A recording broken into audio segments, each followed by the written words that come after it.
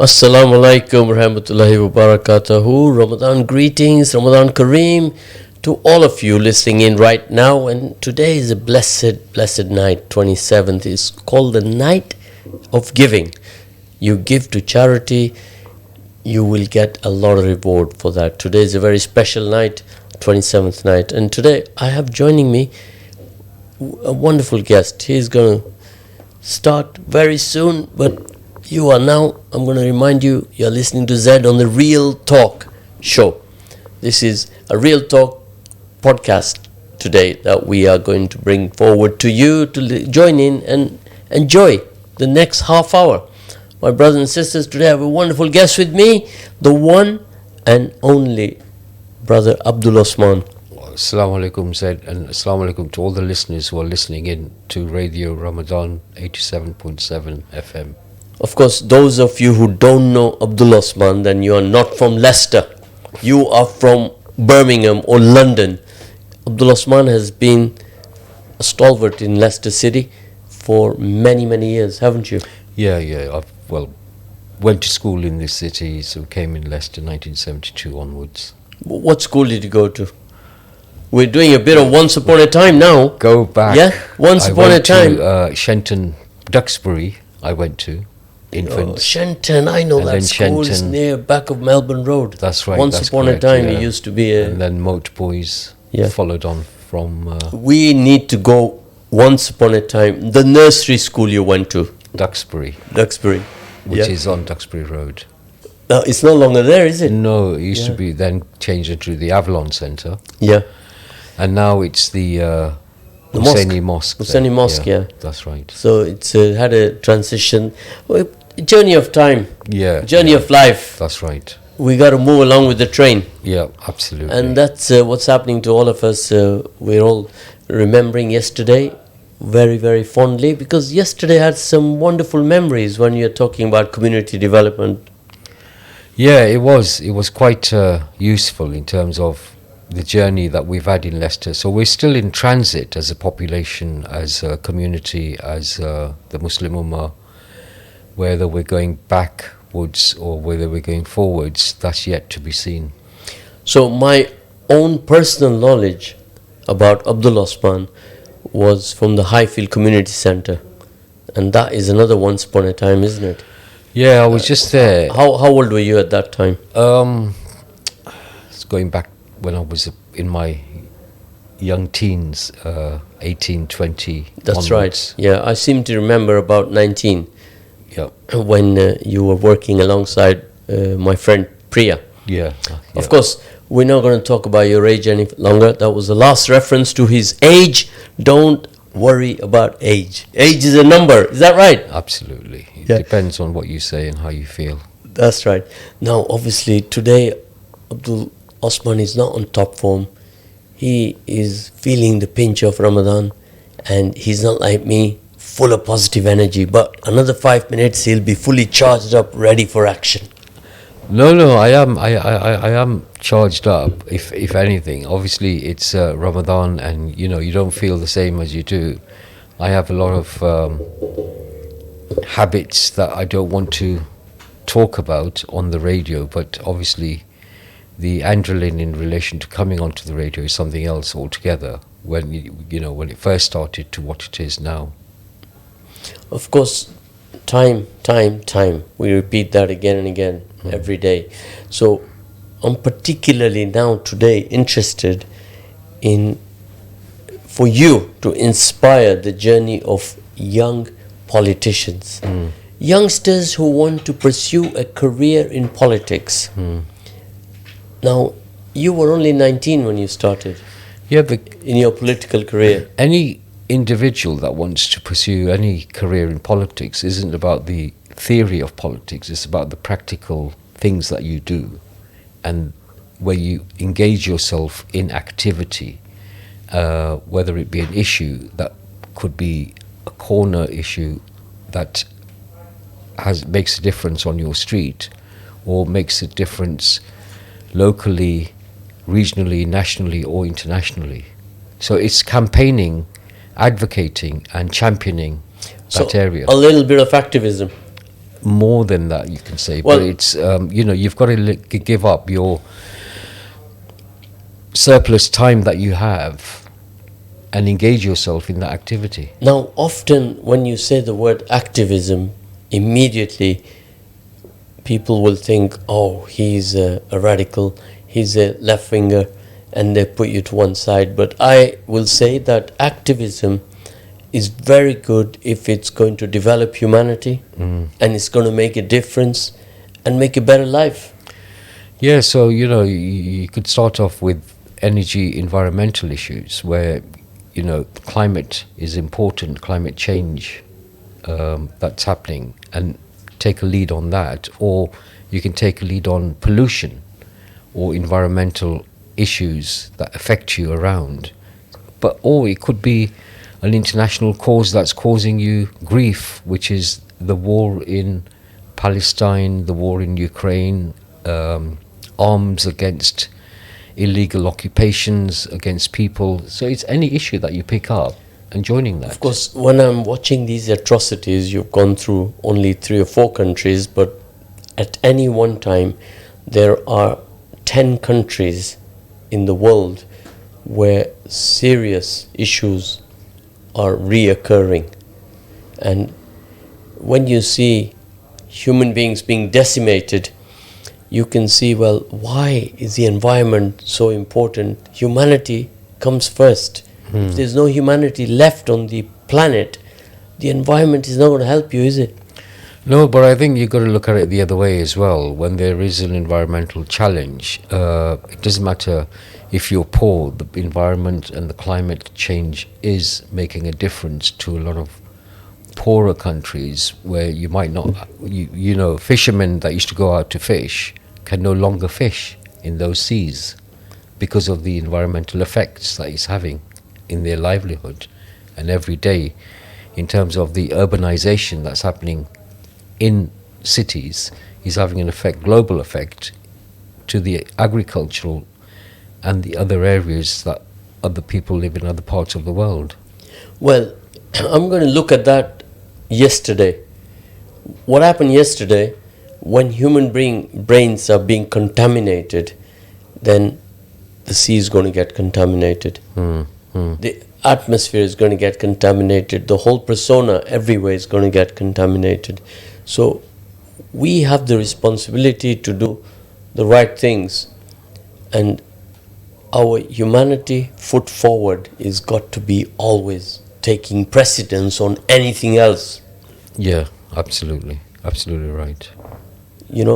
I always say to my guests, are you with me or are you without me? What do you say? I think I share your views in terms of what you say. With or without isn't an issue. It's being there, and it's leaving your legacy when you depart from this world as to what you've done and what you've contributed with being a Muslim in terms of alms, charity and other things that you do.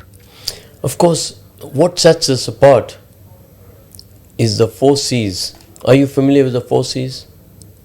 I've heard of the 4 C's. You've mentioned those before, but I don't get you've up forgotten. that early in the morning. You have forgotten. The 4 C's is the caste, the color, the creed, the culture, right? And thereafter, another clever listener, he added on the tradition, which is, he said, is a T, and the religion. And you have 6 variables where people set each other apart from a progressive, diverse community in our city called Leicester. What do you say about that? I think it's becoming again a tripartite system in Leicester, if you look at it, for championing the causes of culture and the city where it boasted itself to be diverse. You no longer can say that's the case at all. And we were a model city up not only in the UK, European-wise, internationally, but the model has bypassed us, and other cities are leading the way, and other countries are leading the way. Well, Leicester, we said we were champions for diversity, equality. Yeah. you know, all Cohesion. of those cohesion, Yeah. Of course, sustainability. as in the 80s, dynamics change, a flux of new immigrants. The migrant population has grown, not from one region of the world, but from places like Malawi, Mozambique even. Can you believe there are people here from Mozambique who speak Portuguese? Yes. Right?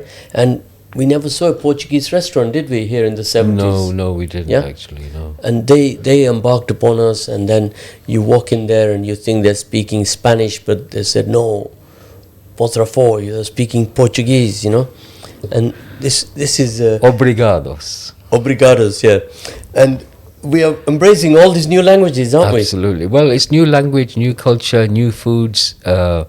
You know, you can't beat the peri peri chicken or the prawns that they have, and the nattas and all the other things. You know, I can just see. I know it's Ramadan, but it's one of those different, diverse foods that they bring into Leicester, and it's a mixed blend of things. But just on a serious note, you know, the agenda of individuals internationally is changing, and there has been an effect that's come into where people have changed their minds in terms of what they do and how they do things in Leicester. Of course, anything international, atrocity in one part of the world, it comes back home to us in our city. And then we have maybe 50 different diversities here in the city. And we have numerous languages spoken here. And the inner city has a totally different dynamic to the county. If you remember, there used to be some tests on culture where Norman Tebbit, I don't know whether you remember, the cricket test, Yes. you know, or the football test. So if Pakistan's playing, all the Pakistanis going to support Pakistan. Not Are you Leicester. going to support Pakistan, or are you Or going to you support support England? England. So that was Absolutely. the old Tebbit test. Yes. And now I was with some guests yesterday here in a program, and we were discussing something very similar, where we said that we have all these divisions in the city, and here you have a football team, Leicester, you have Manchester United, Manchester City, and there's rivalry between the fans, and that's as far as it goes. But in our city and in most cities in England, you have the four C's prevalent, and all the roots are according to those four C's: the caste, color, creed, culture, the tradition, the religion. So that is not going to be a progressive, diverse society. That will be counterproductive. Why? Because the numbers are so huge. So you create areas which are predominantly of one community, another area predominantly of another community. So city dynamics cannot be compared with the county. They're totally different. Yeah, I think the model in Leicester has been taken away from us and, you know, used in other parts of the world. I was at a UNESCO conference in South Korea for Leicester, going back some 10, 15 years ago. And I was invited not once but twice to talk about the interrelationships and intermarriages and diversification of different cultures and communities. Where in South Korea you have a problem of female population, and the male population were looking for to marry into Chinese women that were coming in. So the South Korean society was a bit higher than the Chinese society. Yeah, they have a huge problem with this caste, color, creed and culture. That's right. So, you know, we were advising the central government and other on areas in terms of local cohabitation of different communities.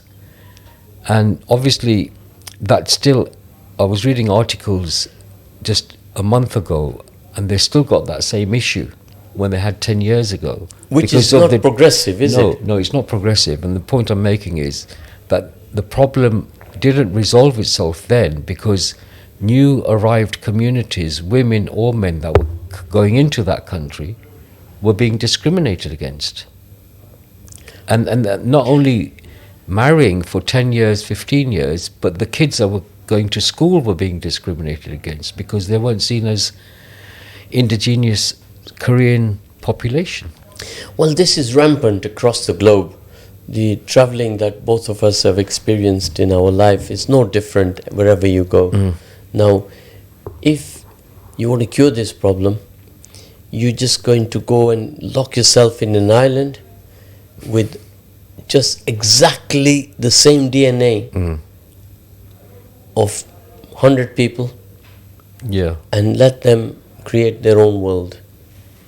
This is not practical, is it? No, it's very philosophical. So when you look at the global empire, you see almost every continent stem from exterminating the indigenous population. Would you agree? Yeah, absolutely. I mean, Go on, let's test you then. Tell me, which of these continents well, if you or look at countries?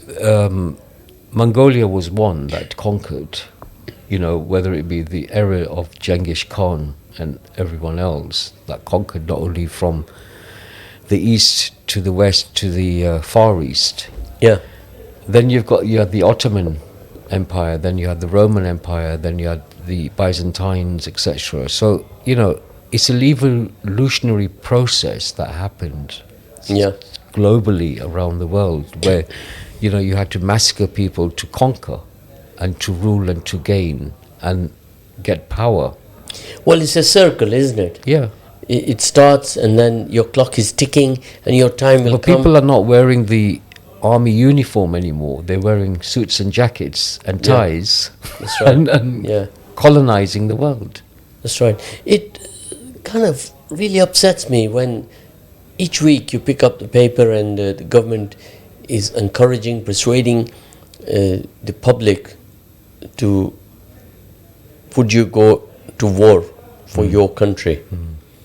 It's 2024. We're in a digital revolution.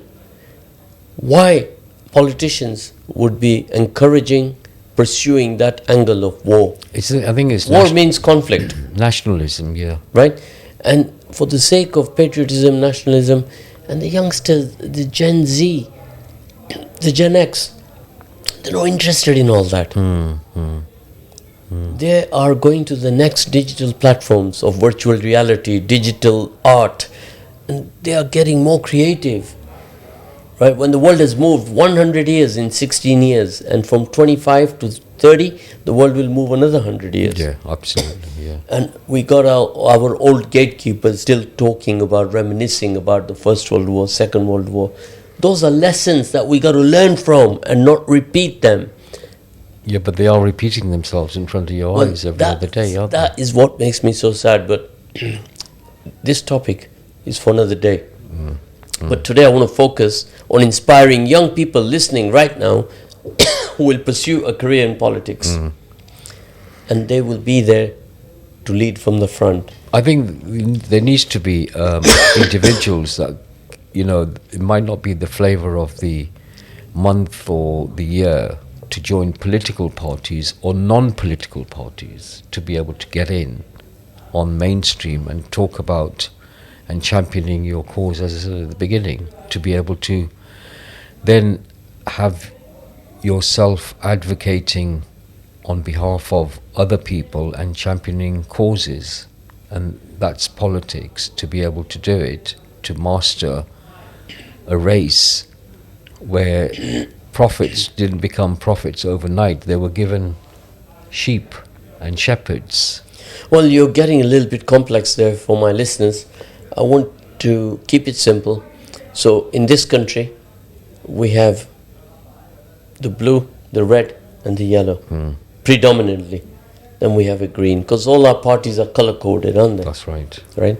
Then now there's been a huge influx of independence. But we're going to talk about your journey when you started at a very young age. I think you were one of the youngest councillors. I was the youngest councillor, and when I used to talk to other people, they were not interested at all in going into politics whatsoever in any shape, form. Back in the day. So go on. Back in the day. Once again, share with us. How old were you when you became a councillor? I became a councillor at the age of 28, but before becoming a councillor, I was a member of the Workers' Revolutionary Party at the age of 18 and 16. So I was on the left of the Labour Party when I joined. Of course, you will not survive there now. I must tell you that now. Things changed. You were the left of the left. Yeah, left of the left. You were far gone. So we don't have a left of the left anymore. Yeah, but then there was still a witch hunt that went on in those days. In those days also. Yeah. Well, so it you was have to all be careful. It was all unions were very strong. Where you met, who you met, where you moved, who you spoke to, etc. So you join a party, you do a lot of activism, you do a lot of good in the community, go and engage with the community. If you're a young person, nothing comes on a plate. You got to go knock some doors, let people know who you are, what you stand for, what are your values. Yeah, I think people get the wrong idea that everybody knows what you're doing, but half of the people don't know. People care about what happens in their household, in their backyard, and in their corner of the street. So you've got to take the message to them. The message doesn't reach them on the 10 o'clock news. They're not going to do it for you. You have to do it yourself. Of course, as you progress, you've had a long career as a councillor, haven't you? Yeah. And you've also been, progressively, you worked your way up and you were chosen to be a Lord Mayor. Well, yeah, Lord Mayor, Deputy Leader, Assistant Mayor for many years in the executive. Every position that you can think of. I was there within the council for over 20 years, but I've been in the council for over 27 years now, elected. So it's been a very, very, very long time. So almost we then say that you became a career politician.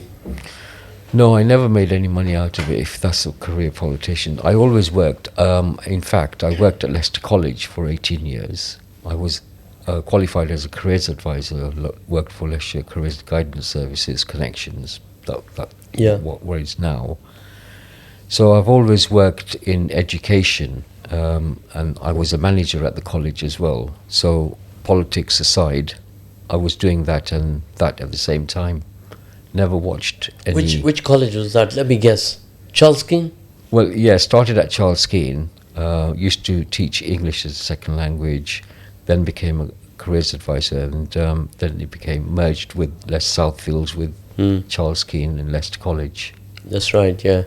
So those of you who will even remember some of the names, the Gen Z, and they will not have a clue about some of the schools that you mentioned today. But the important thing is you got to join, you got to take an active part, and you got to have some values, right?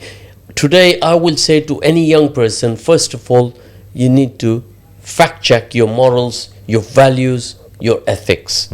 These are the three fundamental points that you should focus on. If you're not correct there, you will not have a career, a long one. You'll have a very short career.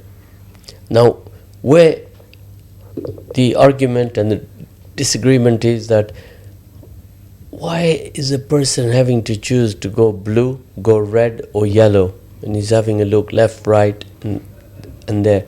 So if I'm a businessman, I would say the best marketing will attract that young person.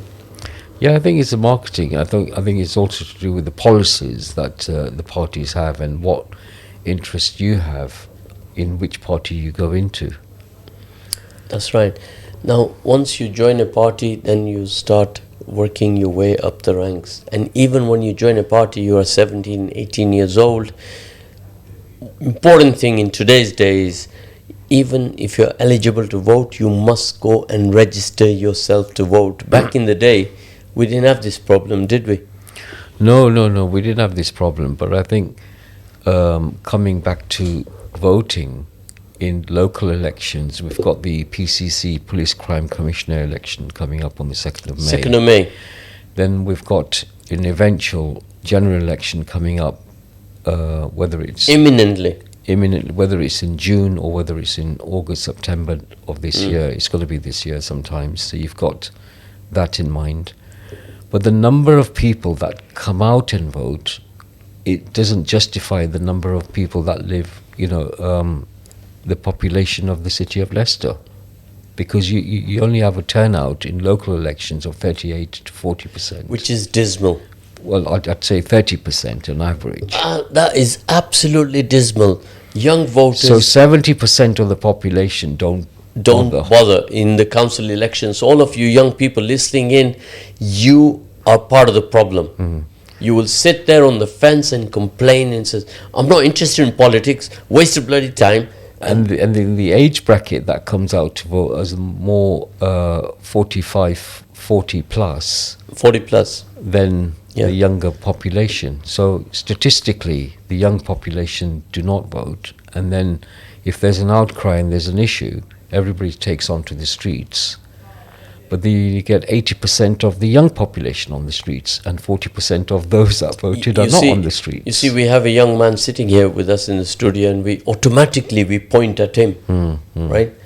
So this is the issue, when you're talking about young people not registered to vote, and straight away you point at a young person near you. Yeah, because and the reason I did that is because when changes happen in society, whether it be in the French Revolution, where there were students that took to the streets, or whether it be in other countries where students go out, in China, in Taiwan, and other places, or Hong Kong, it is young people that make that effective change and transit in terms of countries and moving populations forward and policies.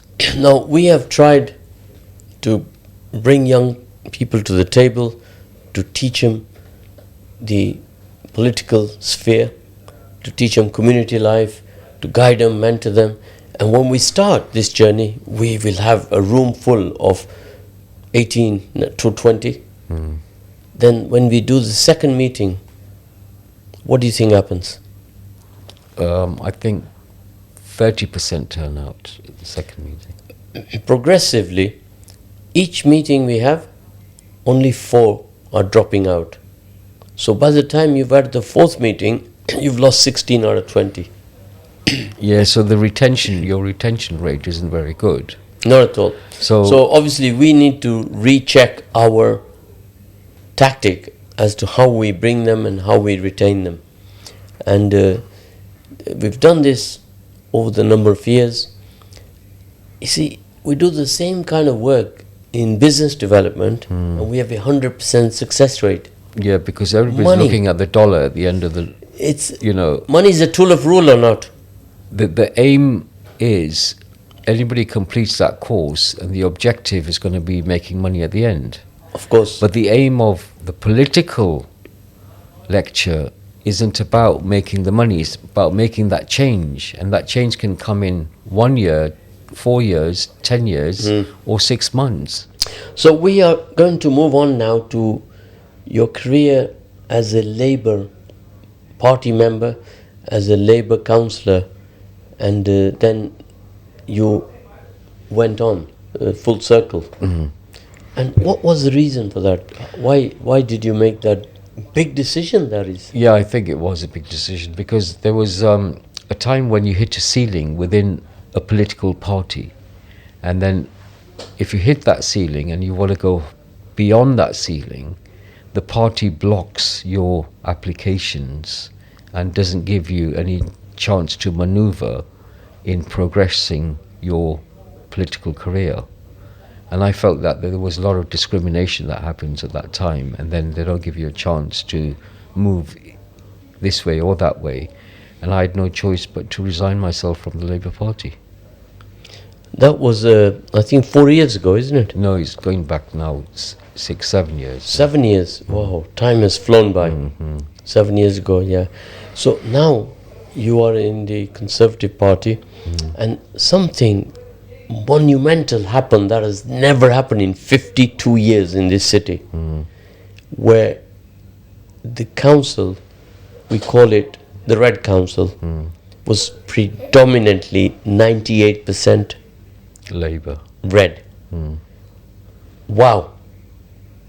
like a bomb had hit the city council buildings, where there's almost 17 blues there now in the last council elections. That's right. That was back in 2023 in May. Yeah. We had the change happen because people felt that they were gutted and were not being listened to by the mayor's office and by the Labour Party within the city council. So after 7 years, you're back as a Conservative on councillor. that table again. Absolutely, yeah. How did that feel? Well, no, it felt quite good because it felt that, people that were not listening to you, you can actually be an opposition and a voice to be able to say something back and contribute back to the city that you care for and the city that you love and the city that you want to make changes in. And how is that effective now? I Is think there a balance? The debate is now equal? Yeah, I think it's become more transparent than what it used to be, but you still get the dictatorship of the ruling majority Labour Party in relation to wanting to push their agenda and push their views in terms of what they want to do and their manifesto decisions. So this is indeed an issue where everything is digitizing, but the political sphere, the councils, the parliament, they're just not digitizing, are they? No. Right? They're not embracing technology, and they're carrying on with their old system, maybe 1,000 years old, which has been implemented by countries across the globe. And they're doing the same thing, but nothing different. Now, one model I'll tell you about which is different is in a small country called Singapore. Right. Where they pay the Prime Minister $2.4 million. Really? That's his salary. Now here... US dollars? US dollars, yeah. Really? Now here, what is the salary of an MP? The average you're getting is something in the region of about 80 to 120. About 86,000 is pretty average. Depending on And what then- office you hold after that. Yeah, then you have the councillor. How many councillors are there in England? Oh, you're asking me. You put me on the spot now. In the UK, there might be over 20 to 30,000. No, there's 17,000 councillors Right. in United... I'm not sure if I will say United Kingdom or England. Obviously, we'll need to check that after. Just for our matter of interest, or our producer here can check this right now. Number of councillors in England. Yes? So if there's 17,000 councillors, again, the same situation. They get paid a sum of about 12,000. Yeah, on average, Yeah. 8 to 12 to That's right. 15. Now, let me explain to all our listeners that this is not a full-time job, is it? No, it's not a salary, it's not a job. It's an allowance that you get, members' allowance. Exactly.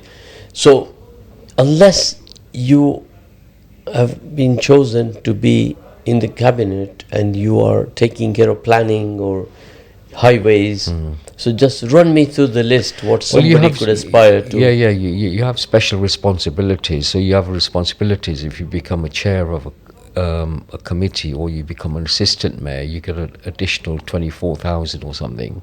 If you go for the Lord Mayor, then you get another 18,000 on top of your 12,000, so you double it up. So it depends on what position and you get within the council and responsibility you have. So it does go up to, can go up to about 35 to 40,000. That's right. If I join the council, where do you think, you've known me for some time, where would I fit in? I think you'll fit quite neatly with us in terms of the Conservative Party. You think so? In terms of the business. You think I'll be a blue? Well, you know me, all of Naturally. you listening in right now, you know that I just don't go for those tools of division.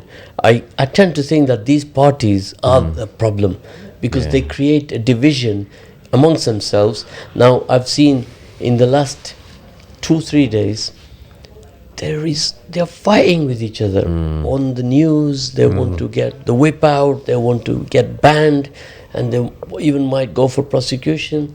They should be tried in The Hague. I think what it is, if you're not part of a party or you're not part of a group, let's put it, rather than me saying a party, part of a group, then the discipline doesn't kick in, and you're just left alone like a wild wolf out there eating whatever comes in front of you, rather than a tamed wolf, which you can. And I'm not saying any wolf can be tamed, but if it goes in a pack, they work as part of a team, don't they? That's right, yeah. Well, it's all about teamwork, but we haven't seen that. I think we've seen a downward scale, and then this week was announced that Labour Red are going to be a landslide 400 seats out of 650. Right. I mean, and all the rest, of that. The rest are just the breadcrumbs. Yeah, I landslide majority, no coalition at all. Headlines and media headlines and polls that come out, they said that at the last election before, when Boris Johnson was Prime Minister, but Boris took a landslide more than when Labour had taken under the wings of Tony Blair.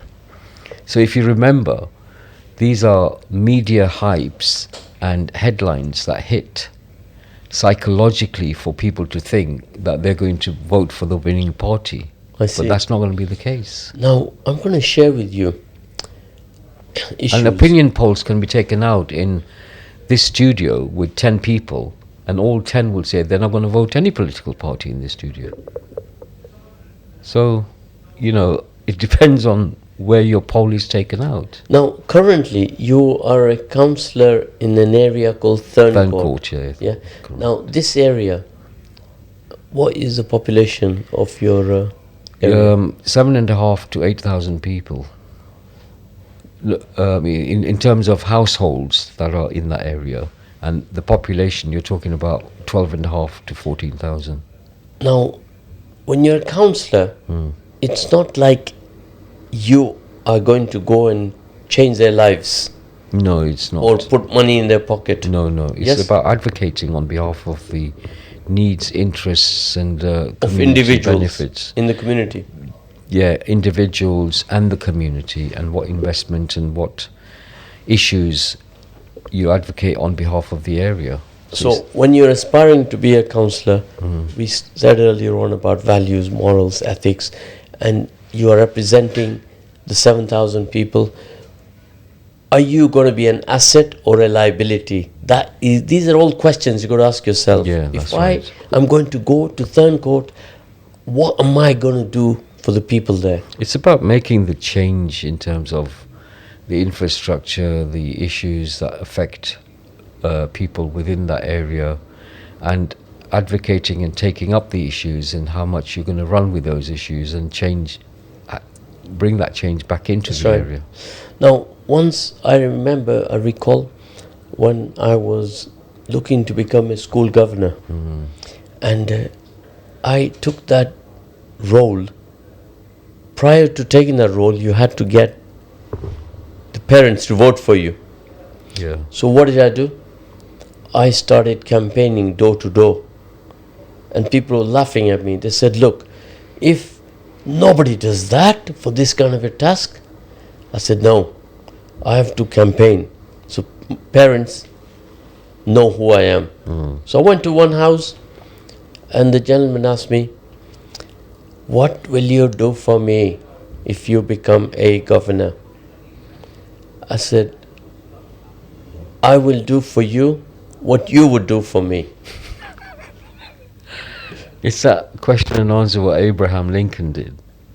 So what are you going to do for your country? Yeah. So what he said to me, after the show, I'm going to share you who that person was. Right. And he said to me, wasn't Hussein Suleiman, was it? No.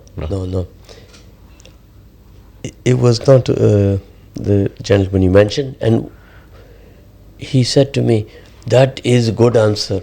I like that answer. I tell all my family to vote for you. I said, Atwal. I said, how many have you got in your family? He says, my sister, my brother, I have 4 brothers, 3 sisters, all the children is in that school. I phone them now. He picked the phone up and he started calling them. And he's telling them in his language. So that was my first entry into community life. So we've gone over time as well. We've gone over time because, So you know, I did, we've gone over time, but pass I'm the going test. to cover one more topic right before we close. right. So, you know, of late and historically, systemic racism and what the new word today is anti-Muslim and Islamophobia and anti-Semitism. Now, the Islamophobia and anti-Muslim, we have a bigger population in the country, 3 million. The figures are on the rise, aren't they? Yeah. And you, as a local councillor, how do you intend to handle that? Well, I go back when, I don't know, people in Leicester will remember one of our ex-former MPs called Jim Marshall, the late Jim Marshall. He was shadow minister for Northern Ireland at the time within the Labour Party. And he was called into America with the CIA, the MI5 and all the agencies at the time. So after his visit there, in terms of how they do stuff in business in America to bring those policies back into the UK, he said we met him at a briefing afterwards, and this is going back some 15 years ago, and he says, Abdul, one of the things that's happening is the profiling of Muslims in America by the agencies has already started. And that was how many years ago? Well, that was 15 years back. And I'm talking alright. in a room where we Okay. met him at the Highfields Community Centre. I'm going to take and you he back. made that speech. Yeah. I'm going to take you back even before that. You recall a gentleman called David Owen, Yes, I know David Owen, yeah. and he was in the Blue Party, wasn't That's right, yeah. Yeah. Then he went he? And he was even a foreign minister. Social Democrat, Yeah? yeah. Now, if you can remember the year when the Berlin Wall, you remember that year? Yeah, I remember. When the Berlin Wall was smashed Yep. in East Germany? Mm-hmm. And what year would that be? Take a guess. 93, 94? No.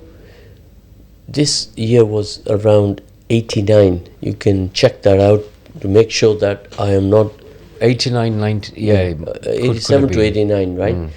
And he said that we have now taken care of communism.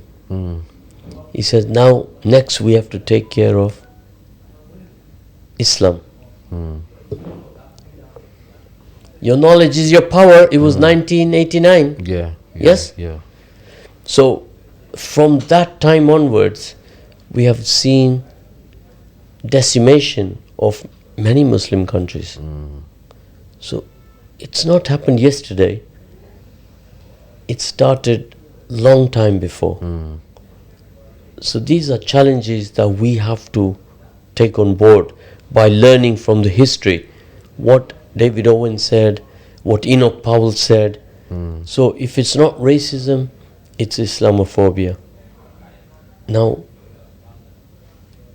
the anti-Semitism is absolutely weaponized. It is anti-Muslim. Black Lives Matter, racism, fascism. How many isms is there going to be? How are societies going to go forward? What is your solution for that now? I think there isn't a solution where societies will obviously have a fallout with each other, religion, on the grounds of religion, and depending on what gospels they believe in, whether it's the Torah, the Injil and the Quran, and it's the ways that they're going to go forward on that basis. Okay, I have got a solution for you. And I want you to think about this very carefully because you are the man who's going to implement this.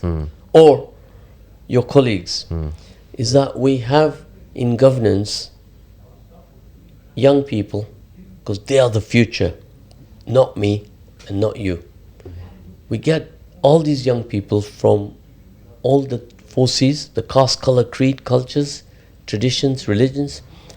We sit them together on a table, 20 of them, for example, and they are the ones that we teach and mentor to be leaders of tomorrow. So they then represent the city in whole. So we can build level of tolerance, we can live together from that early age. So we don't have to cure problems, we have to prevent them happening tomorrow. Well, it's a very, very good solution, and I think we've got Let's do it. Young People's Council within the city. So we are now coming to the end of the program. So are you on board with that project? Because I'm going to hold you to it. No, You're live now. I'm absolutely on board on that. I got a witness there. Yeah, that's fine. Right? And if you let us down, you'll be letting your party down. No, inshallah. You let your country down. I'll go as far as that. So, if you'd like to say the last few words. Yeah, no. Thank you very much for giving me the opportunity. Jazakallah khair for coming on the Radio Ramadan 87.7. And it was very, very good talking to you, Zed. And it always has been every other year, because I don't know where you get your inspiration and motivation from in relation to the discussions that we have. Jazakallah khair. Thank you. Jazakallah khair, my brother Abdul Osman. Today you are listening to Zed on the Real Talk Show on Ramadan Radio on 87.7 FM, and we shall look forward to joining you. Our next program will be on Sunday. Another smashing guest, and we'll join you then. In the meantime, 27th night, make du'as for the Ummah. Okay. And our brothers and sisters all over the world. Jazakallah khair. Assalamu alaikum.